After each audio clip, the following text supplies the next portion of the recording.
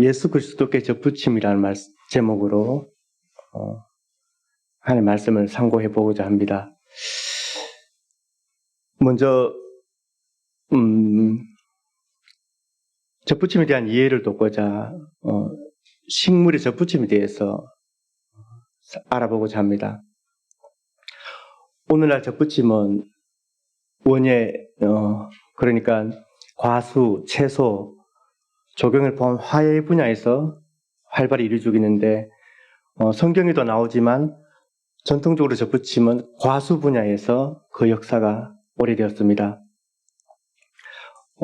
접붙임을 또 알아보기 전에 이제 식물의 생리에 대해서 이제 간단히 살펴볼 필요가 있겠는데요. 여러분도 잘 아시겠지만 식물은 뿌리에서 흡수한 물과 공기 중에 있는 이산화탄소를 원료로 해가지고 잎의 엽록체에 있는 엽록소에서 태양에너지, 광선을 받아서 포도당을 만듭니다. 포도당을 만들고 그 남은 원소는 산소로 이제 배출되는데 잎의 기공을 통해서 공기 구멍인 기공을 통해서 산소가 배출됩니다.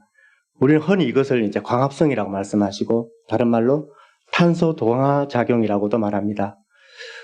우리가 나무를 많이 심어야 될 이유가 여기 있죠.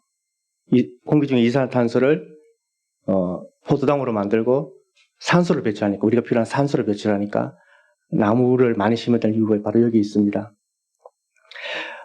여기서 광합성의 산물인 탄수화물은 여러분도 잘 아시다시피 탄수화물은 탄소랑 물의 화합물의 화합물입니다. 탄수화물이 포도당, 자당, 과당 이런 탄수화물을 그렇게 만들어진 거고요. 이 탄수화물과 뿌리에서 흡수한 물 그리고 물 속에 있는 각종 미네랄, 다른 말로 무기질이라고 하죠. 무기양분이라고 하는데 이것을 이용해서 식물은 잎과 줄기와 뿌리와 각종 열매와 꽃을 만듭니다. 여기서 또 살펴볼 중요한 사실이 있는데요. 그것은 뿌리에서 흡수한 물과 미네랄, 그러니까 무기양분이 이동한 통로가 있는데 이것을 우리는 물관이라고 다 배우셨죠, 예전에. 물관이라 하고 또 잎에서 만든 그 탄수화물이 줄기나 뿌리나 각 열매까지 골고루 이제 이동하게 되는데 그것이 이동하는 통로를 채관이라고 합니다. 채관이라고 하는 것은 이제 우리가 채 아시죠? 콩이라든지 쌀을 칠 때 채처럼 촘촘하게 생겼다 해서 채관이라고 하는데 대부분의 식물들이 이걸 가지고 있고요. 특별히 이제 우리가 흔히 보이는 나무 같은 경우는 이제 식물 분류학상 보면 이제 쌍뜨기 식물, 이제 목본류라고 보는데 이런 것 같은 경우는 물관과 채관이 어떻게 되어 있냐면은 나무 주기를 단면을 이 나무도 마찬가지입니다. 단면을 절단하게 되면은 안에는 목심부라고 해서 나무 그냥 죽은 조직이죠. 나무가 있고 가의 가쪽에 나무 껍질이 있는데 껍질 속에 보면은 좀 푸르스름하게 보이는 부분이 있는데 그 부분이 바로 이제 흔히 말하는 물관과 그리고 채관이 있고 물관 채관이 형성층이 있어요. 부름켜라고. 그것은 어떤 역할을 하냐면은 부피가 늘어나는 역할을 하죠. 줄기가 굵어지는 거. 이 부름키가 죽으면 나이테가 되는 거예요. 나이테. 그러니까 식물은 이 물관과 채관, 부름키가 중요합니다. 일반 고동식물 같은 경우에 말씀합니다만서도. 근데 이제 이 물관과 채관은 우리 사람으로 비유하자면, 동물로 비유하자면 마치 모셀관처럼 각 조직이 골고루 퍼져 있어요. 모든 식물에 다 그렇게 퍼져 있거든요. 근데 여기서 이제 물관과 채관을 여러분들 기억해 주시기 바랍니다. 이제 그 다음은 이제 묘목에 대해서 한번 살펴보고자 합니다. 이 모든 일들은 우리가 이제 접붙임에 대해서 알아보기 위한 단계니까요. 좀 잘 아시는 분도 계시겠지만, 흔히 이제 보통 묘목은 이제 과수 묘목으로 이제 기준으로 말씀드리자면, 이제 실생묘가 있고, 산목묘가 있고, 전목묘가 있어요. 보통 이제 크게, 나머지도 있긴 하지만 크게 봤을 때 세 가지 있는데, 실생묘라는 거는 씨앗을 파종해서 자란 묘목을 열매 실자를 써가지고 실생묘라 그러고, 이제 산목묘는 줄기를 꺾고지 해가지고 기른 묘목이고, 전목묘는 말 그대로 접붙인 묘목인데요. 실생묘의 특징은 원뿌리와 겹뿌리가 있어서 실생묘 같은 경우는 나무가 뿌리가 깊게 내리고 잘 자라겠죠. 산목묘 같은 경우는 원뿌리가 없어요. 그냥 갯뿌리만 나겠죠. 왜냐하면 줄기에서 뿌리가 나온 거니까. 이 같은 경우는 이제 빨리 대량으로 이제 번식할 수 있겠죠. 그리고 전목묘는 말 그대로 이제 접붙여서 만든 묘목입니다. 이제 시중 유통되는 과수 묘목에는 전목묘가 가장 많습니다. 그 다음에 이제 산목묘, 실성묘 이런 순서인데요. 여기서 이제 우리가 접을 붙일, 오늘 접붙임에 대해서 말씀하시는 거니까, 보통 접을 붙일 때 우리가 이제 뿌리가 있는 아랫부분을 이제 대목이라 그럽니다. 대목. 뿌리가 있는 아랫부분을 대목이라 그러고, 접붙여지는 가지 있죠, 위에 거. 그걸 접수라고 합니다. 접수. 가지가 있는 윗부분을 접수라고 하는데, 이제 전목묘는 어떤 경우에 많이 하냐면은 실생묘, 그러니까 씨앗을 뿌려서 만든 대목에다가 붙이고 싶은 가지를 붙이는 경우가 많아요. 왜냐하면은 실생묘에다가 해야지 이 나무가 뿌리를 깊게 받고 넓게 밟고 튼튼히 자라기 때문입니다. 여러분도 잘 아시다시피 용비어천가 2장 아시죠? 뿌리 깊은 나무가 바람에 안 밀새하러만.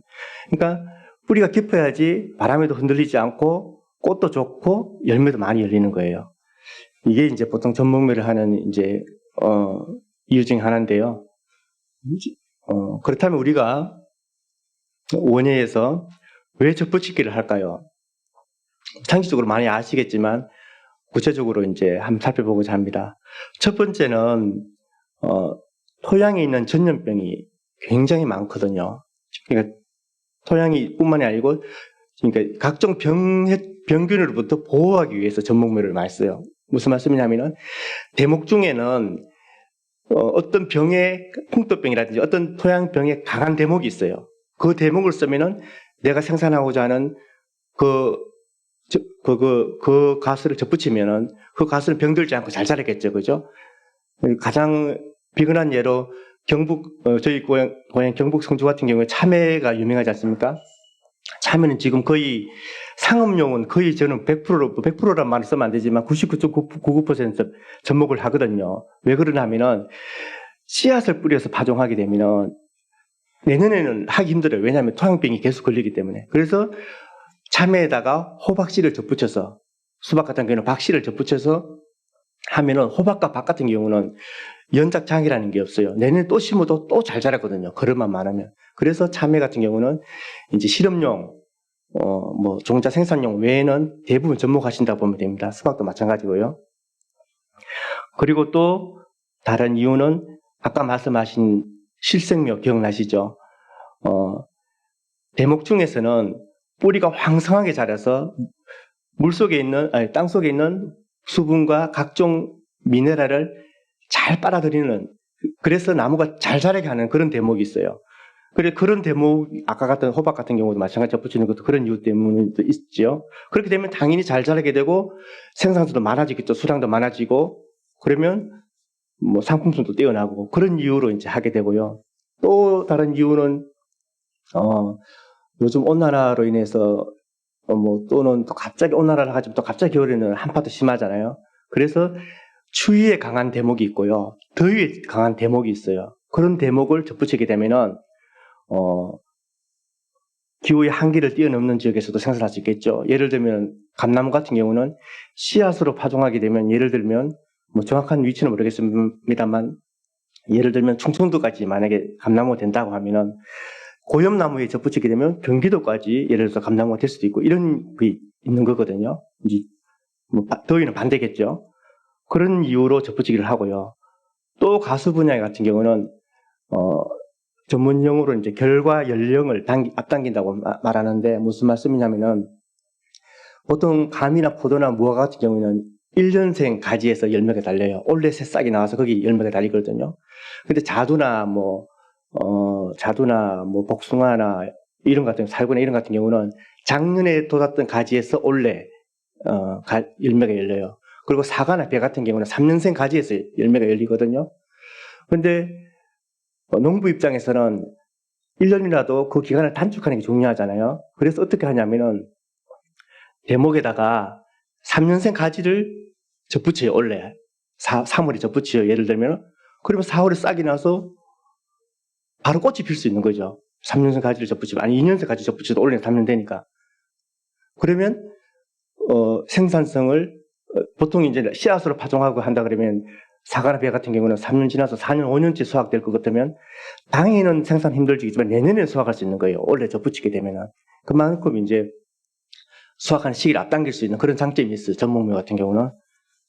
이제 보통 지금까지는 이제 전문묘의 대목의 어떤 그런 뭐라 그럽니까? 생육 촉진을 하고 발육을 성장하는 그런 쪽만 이야기했는데 반대도 있어요. 사과 같은 경우에는 워낙 나무가 크게 되면은 그 농부가 관리하기 힘들잖아요. 인력도 부족하고. 그래서 지금 대부분의 사과 묘목은 오히려 반대로 나무를 안 자라게 하는, 그걸 외성하라 그러거든요. 안 자라게 하는 역할, 그런 대목에다 접붙여요. 그러면 나무가 크게 안 자라요. 그래서 사과나무 요즘 가서 보면은 이제 키가 일정하게 작고 촘촘하게 심어놨을 거예요. 그걸 밀식재배라 그러는데 그렇게 반대로 또 이제 이용하는 거죠. 그래서 우리가 접붙이기 하는 이유는 이런 여러 가지 이유 때문에 접붙이기를 하는 거거든요. 그렇다면 접붙이 방법에 대해서 이제 잠깐 말씀드리자면 접붙이는 방법이 정말 많아요. 많이 있는데 이제 과수 분야에서 이제 오늘 말씀이 이제 감람나무랑 포도나무가 이제 성경에서 비유로 우리가 살펴볼 텐데요. 과수 분야에서 전통적으로 깎기접이라고 이제 절접이라고도 하는데요. 이것은 이제 그 대목을 잘라요. 대목을 한 7cm, 6, 7cm 남겨두고 뿌리에서 대목 잘라버려요. 그냥 잘라버리고 내가 원하는 접수를 눈 한 두세 개 정도 남겨놓고 그것도 잘라요. 잘라서 두 개를 이제 합치는데요. 말 그대로 접을 붙이는데 이제 보통 보면은 이제 깎기접에서는 대목이 좀 더 굵고요. 접수가 가늘어요. 근데 아까 물감과 채감 말씀하셨죠. 이제 접수의 그 굵기에 맞게끔 그 대목의 한 모서리를 그러니까 절단해요. 이렇게 세로로 자른 다음에 그 다음에 자르고 그리고 접수는 그 안에 들어가게끔 비스듬히 깎아요. 깎은 다음에 이제 대목이든 접수든 중요한 거는 물감과 채간이에요. 왜냐하면은 이 물감과 채간을 통해서 광합성을 한 유기양분과 물속에서 빨아들이는 무기양분이 이제 이동하게 되니까요. 그래서 그 부분을 서로 맞닿게 잘 붙여야 돼요. 이게 관건이거든요. 꼭 깎는 그게 기술이에요. 그리고 그것을 깎고 나서는 끼운 다음에 공기가 통하지 않도록 전문용 테이프로 감싸주거든요.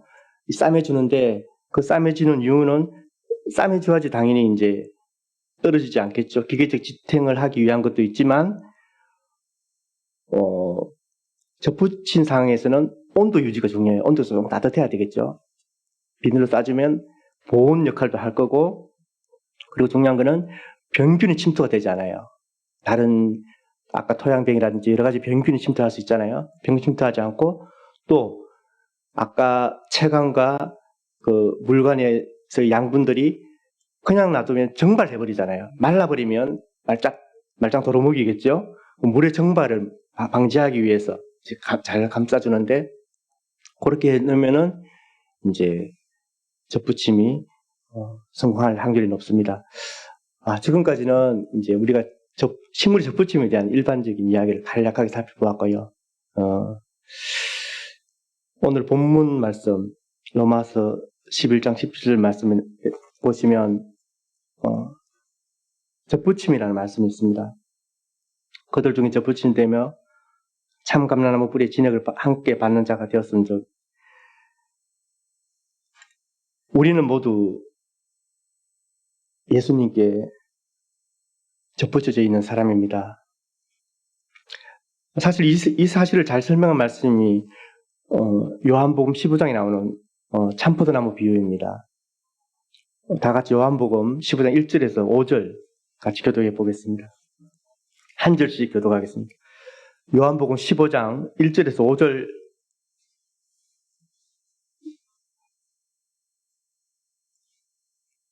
제가 먼저 다 찾으셨으면 제가 먼저 교독해 보겠습니다. 나는 참포도나무요 내 아버지는 농부라.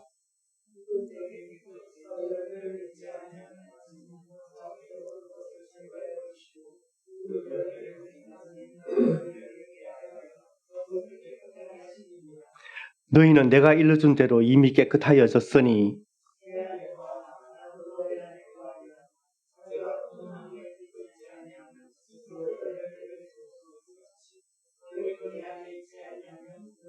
다 같이 읽겠습니다. 나는 포도나무요 너희는 가지라. 그가 내 안에 내가 그 안에 거하면 사람이 열매를 많이 맺나니 나를 떠나서는 너희가 아무것도 할 수 없음이라. 아멘. 우리가 아담이 죄를 짓기 전에는 우리가 하나님께 붙어 있었던 존재였죠. 하지만 우리가 죄로 말미암아 우리는 하나님께 붙어 있을 수가 없었어요. 가지처럼 잘려져서 버림을 받을 수밖에 없었던 존재인데 오늘 예수님께서는 나의 안에 거하라고 하시면서 저가 내 안에 내가 저 안에 거하면 열매도 많이 맺고 너희가 나를 떠나서 아무것도 할 수 없다고 이렇게 말씀하셨는데 이 말씀은 접붙임이라는 말은 하지 않았지만 사실상 접붙임이에요. 접붙이지 않고는 우리가 예수님께 붙을 수 있는 방법이 없는 거예요. 이제 우리가 이제 아까 말씀하신 그 식물의 경우를 예수님 비유로 말씀하셨잖아요. 그 식물의 접붙임의 비유를 생각하면서 이 말씀을 이해해 주시기 바랍니다. 오늘 로마서 11장 17절 말씀과 요한복음 15장 1절에서 5절 말씀을 본문으로 해서 이제 우리가 접붙임에 대한 교훈을 지금부터 살펴보고자 합니다. 첫 번째로 살펴볼 교훈은 구원의 유일한 길은 예수 그리스도께 접붙임을 받는 것입니다. 하나님께서는 흠없고 완전한 완벽한 우량 대목을 준비하셨습니다. 그분이 바로 예수 그리스도십니다. 예수 그리스도께서는 우리를 접붙이기 위해서 친히 죽으셨습니다. 마치 대목이 줄기가 잘리듯이 말입니다. 우리가 죄로 인해 오염되지 않았다면 우리를 굳이 접붙일 필요 없이 하나님께서 창조하신 그 모습 그대로 이 세상을 지키고 다스리는 사명을 감당했을 겁니다.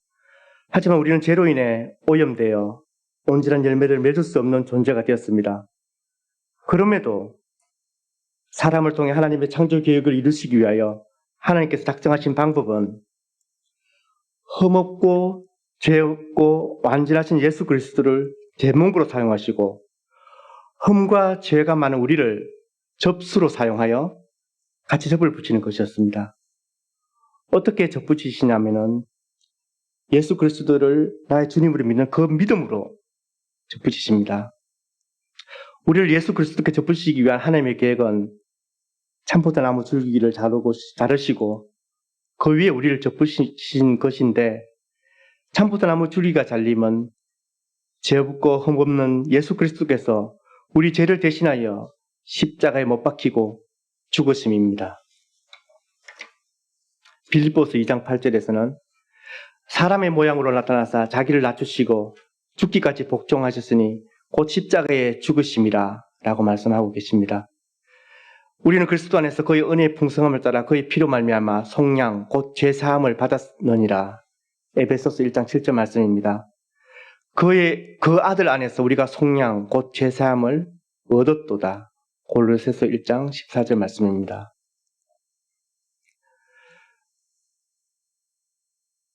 지금까지 대목 되시는 예수님에 대해서 살펴보았고요. 다음은 접수가 된 우리에 대해서 살펴보겠습니다. 하나님께서는 흠 많고 죄 많은 접수인 우리를 선택하셨습니다. 예수 그리스도께 접붙임을 위해서는 우리는 마치 돌 감람나무나 돌 무화과 나무나 또는 돌 포도나무 같은 그런 존재였습니다. 돌이라고 들어가는 거는 이제 보통 이제 돌감나무라든지 이런 게 잘 아시겠지만 열매도 빈약하고 맛도 없고 행편없는 걸 말하는 거거든요. 우리도 옛 돌감나무에서 잘려 나와야 한다는 것입니다. 옛 사람과의 단절이 필요하다는 겁니다. 통상 농부들은, 과수원의 농부들은 겨울철에 가지를 전정하는데 대부분의 잘린 가지는 어떻게 사용하시냐면 불쏘시개로, 땔감으로 사용하거나 파쇄해서 퇴비로 만듭니다. 하지만 그중 일부 가지는 모아서 저온 저장 창고나 땅 속에 묻어두고 그 다음에 접붙일 때 접수로 사용합니다. 접수 위에 접붙이는 용도로. 접목은 보통 이제 봄철에 많이 행해지는데 보통 3월이나 4월입니다. 이때 대목은 어떤 상황이냐면은 땅 속에서는 이미 봄이 왔잖아요. 한참 물이 이제 생동하기 시작하고 물이 오르기 시작하고 그 접수는 어떤 상태입니까? 저온 저장 창고는 땅 속에 있어요. 접수는 아직 봄이 온 걸 모르고 있어요. 이런 상태가 좋은 거예요. 이때가 접붙이기 좋을 때입니다.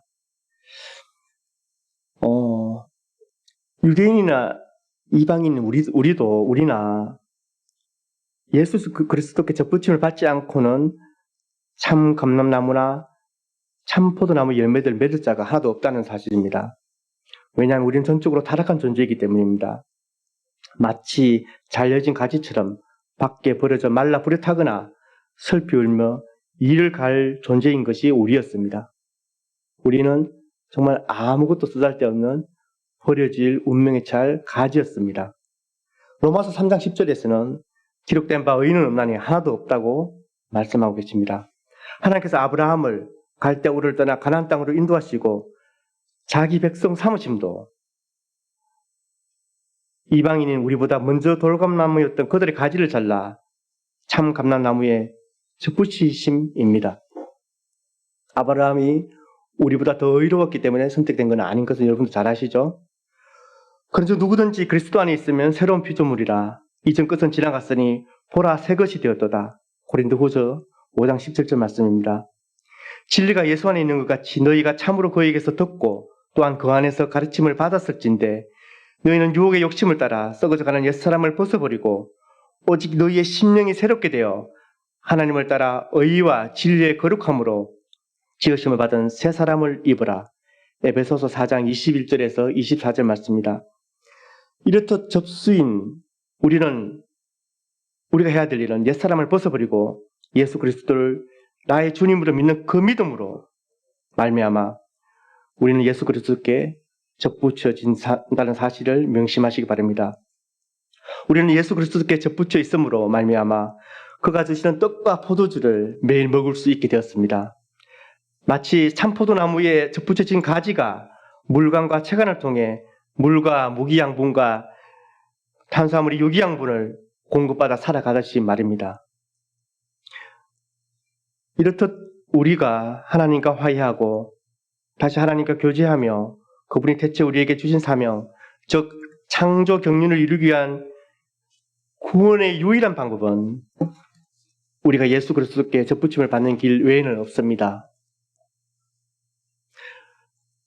예수께서 말씀하십니다. 요한복음 14장 6절 말씀입니다. 예수께서 이르시되 내가 곧 길이요 진리요 생명이니 나로 말미암지 않고는 아버지께로 올 자가 없느니라. 아멘. 다른 이로서는 구원을 받을 수 없나니 천하 사람 중에 구원을 받을 만한 다른 이름을 우리에게 주신 일이 없음이라 하였더라. 사도행전 4장 12절 말씀입니다. 내가 문이니 누구든지 나로 말미암아 들어가면 구원을 받고 또는 들어가며 나오며 꼴을 얻으리라. 요한복음 10장 9절 말씀입니다. 내가 만일 내 입으로 예수를 주로 시인하며 또 하나님께서 그를 죽은 자 가운데서 살리신 것을 내 마음에 믿으면 구원을 받으리라. 로마서 10장 9절 말씀입니다. 이 말씀들은 한결같이 우리가 접붙여져서 구원을 받을 유일한 대목은 예수 그리스도임을 증거하는 말씀입니다. 지금까지 구원의 유일한 길은 예수 그리스도께서 접붙임을 받는 것에 대하여 받는 것임에 대해서 살펴보았습니다. 두 번째 접붙임에 대해서 우리가 살펴볼 교훈은요. 우리가 예수 그리스도께 접붙임을 받으면 그 누구도 우리를 예수님으로부터 떼어낼 수 없다는 사실입니다. 왜냐하면 이는 접붙이시는 이가 하나님이시기 때문입니다. 하나님 그는 실패가 없으시고 한번 계획하시고 작정하신 일은 반드시 이루시는 언약에 신실하신 분이기 때문입니다.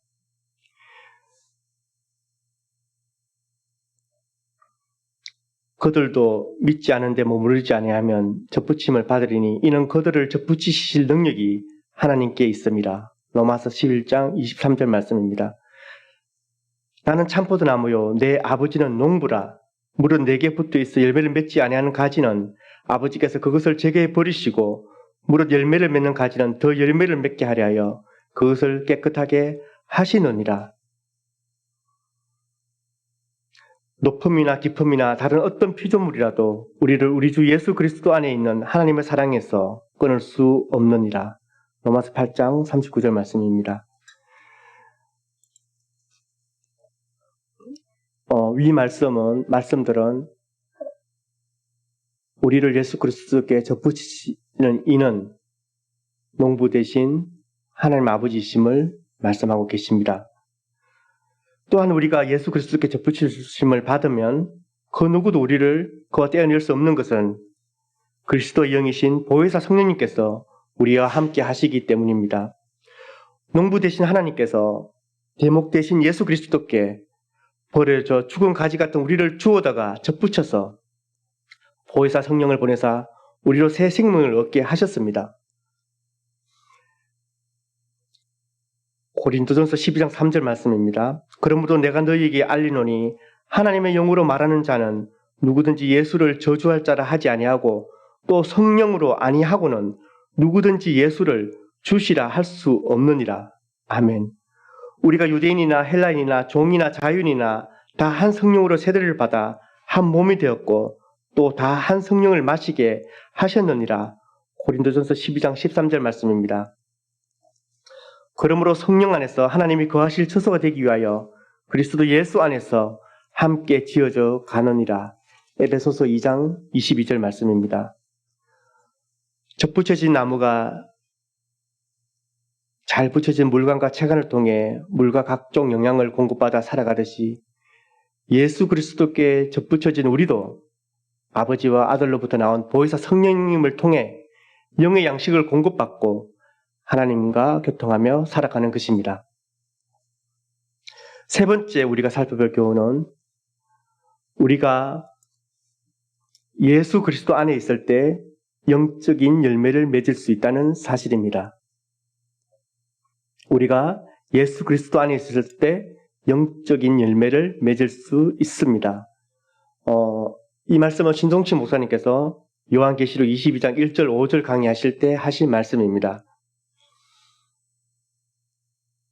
이 말씀을 살펴보시기 전에 이제 잠깐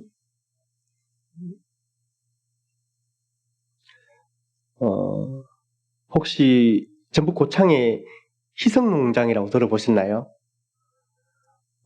이 농장의 주인은 도덕현이라는 농부신데 그분 아들이 도희성입니다. 아들 이름을 따서 희성농장이라고 지었고요. 저는 사실 도희성 씨를 보지 못했는데 한국농산대학교 나왔다 그러더라고요. 이분 농장에 가면은 포도나무가 주 복분자라 복분자는 그냥 부수적인 거고 포도나무가 주 종목인데 한 그루에 4,500송이가 달리는 포도나무가 있습니다. 혹시 들어보셨나요? 한 그루에 한 나무에 4,500송이. 보통 포도나무는 많이 달리면 4, 50송이 그 정도 남짓인데 한 나무에 4,500송이가 달리는 포도나무를 기르고 있습니다. 그 포도나무는 전목으로 붙여서 만든 건데요. 대목을 뭘로 사용했냐면 유럽의 야생 포도나무를 사용했답니다. 유럽의 야생종 포도나무. 그리고 접수는 MBA라고 이제 우리말로 머루포도 아시죠? 머루포도를 접목하시는데 그게 2005년 정도에 접목하신 건데 해마다 이제 계속 이제 포도송이 계속 많이 달렸죠. 그 포도 한 그루가 차지하는 면적이 1000제곱미터랍니다. 1000제곱미터면은 평수로 따지면 한 330평 정도 됩니다. 330평 정도 되는 땅을 포도나무 한 그루가 차지하면서 4,500송이 열매를 맺는 거죠. 이것은 대목이 부실하면 절대로 일어날 수 없는 일이고요. 그리고 그분의 그렇게 만든 농업의 비결 중 하나는 토양 관리인데요. 정말 옥토를 만든 거예요. 옥토. 그래서 4,500송이를 나무가 이제 흙에서 물과 무기양분, 미네랄을 빨아들이고 잎에서 광합성을 하고 이것이 언밸런스가 나면은 조화가 깨지면 이 나무는 고사해버릴 수 있겠죠. 그렇지만 이분은 정말 세심하게 자기는 들린대요. 보이기도 하고 나무가 뭐가 필요한지 수분이 부족한지 영양이 부족한지 이산화탄소가 부족한지 태양이 부족한지 자기는 보이고 들린대요. 그만큼 그분은 세심하게 포도나무를 관리하는 농부이죠. 여러분,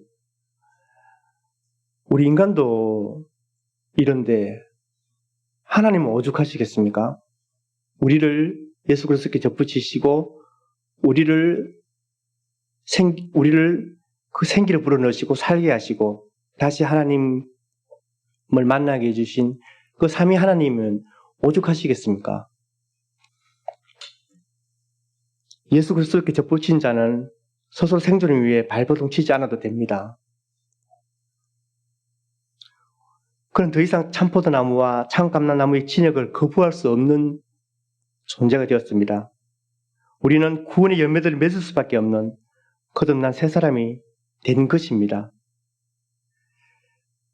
그러므로 염려하여 이르기를 무엇을 먹을까 무엇을 마실까 무엇을 입을까 하지 말라. 이는 다 이방인들이 구하는 것이라. 너희 하늘 아버지께서 이 모든 것이 너희에게 있어야 할 줄을 아시느니라. 아멘.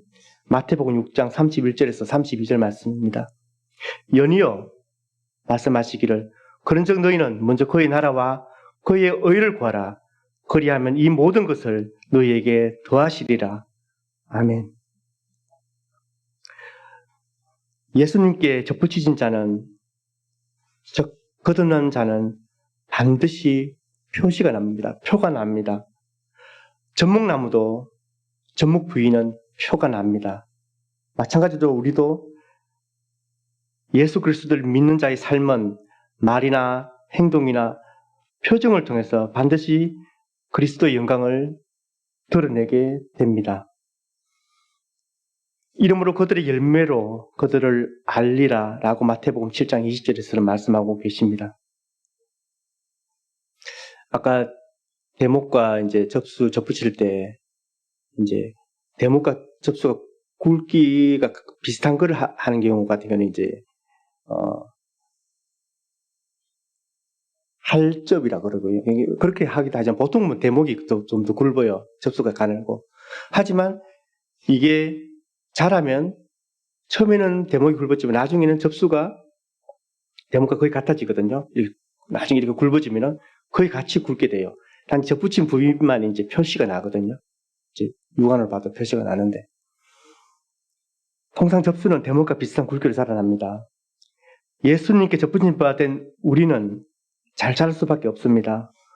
우리는 그리스도의 장성한 분량이 충만한 데까지 자라나 하나님께서 우리에게 부여한 사명을 이루는 도구로 각자 그 부르심을 따라 그 달란트에 따라 다양하게 사용될 것입니다. 우리가 다 하나님의 아들을 믿는 것과 아는 일에 하나가 되어 온전한 사람을 이루어 그리스도의 장성한 분량이 충만한 데까지 이르리니 아멘. 에베소서 4장 13절 말씀입니다. 오늘 낭독하신 말씀입니다. 나는 포도나무여 너희는 가지니 저가 내 안에 내가 저 안에 있으면 이 사람은 과실을 많이 맺나니 나를 떠나서는 너희가 아무것도 할 수 없느니라. 예수 그리스도께 접붙이신 자로서 다시 한 번 더 이 말씀 새기기 바랍니다. 오직 성령의 열매는 사랑과 희락과 화평과 오래 참음과 자비와 양선과 충성과 온유와 절제니 이 같은 것을 금지할 법이 없느니라. 갈라디아서 5장 22절에서 23절 말씀입니다. 너희가 전에는 어둠이더니 이제는 주 안에서 빛이라. 빛의 자녀들처럼 행하라. 빛의 열매는 모든 착함과 의로움과 진실함에 있느니라. 에베소서 5장 8절에서 9절 말씀입니다. 예레미야 17장 7절에서 8절 말씀은 이렇게 말씀하고 계십니다. 그러나 무릇 여호와를 의지하며 여호와를 의뢰하는 그 사람은 복을 받을 것이라. 그는 물가에 심어진 나무가 그 뿌리를 강변에 뻗치고 더위가 올지라도 두려워하지 아니하며 그 잎이 청청하며 가무는 해에도 걱정이 없고 결실이 그치지 아니함 같으리라. 아멘. 그리고 우리가 잘 알고 있는 시편 말씀입니다. 예수 그리스도께 접붙여진 사람은 복 있는 사람입니다. 그는 시냇가 심 나무가 철을 따라 열매를 맺으며 그 잎사귀가 마르지 아니함 같으니 그가 하는 모든 일이 다 형통하리라. 시편 1편 3절 말씀입니다. 영적 열매는 이 땅에서만 맺는 것이 아닙니다.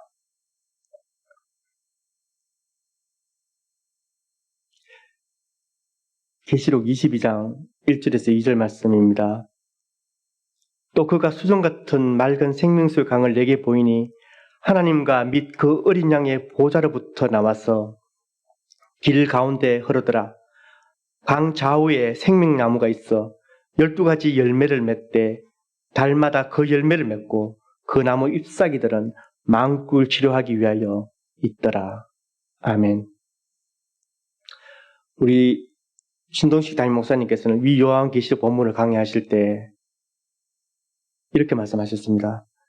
여전히 새 하늘과 새 땅에서도 예수 그리스도를 통하여 영적인 열매를 맺을 수 있으며 그 모든 열매의 근원은 예수 그리스도이다. 라고 말입니다. 이제 말씀을 맺고자 합니다. 이미 예수 그리스도께 경고히 접붙임을 받은 우리는 더 이상 구원을 의심하거나 삶의 염려로 방황하지 말길 바랍니다. 오직 믿음으로 오직 예수 그리스도 안에서 우리를 하여금 영적으로 풍성한 열매를 맺게 하시는 삼위 하나님의 놀라운 역사를 목도하는 저와 여러분이 되길 간절히 소망합니다. 기도하겠습니다.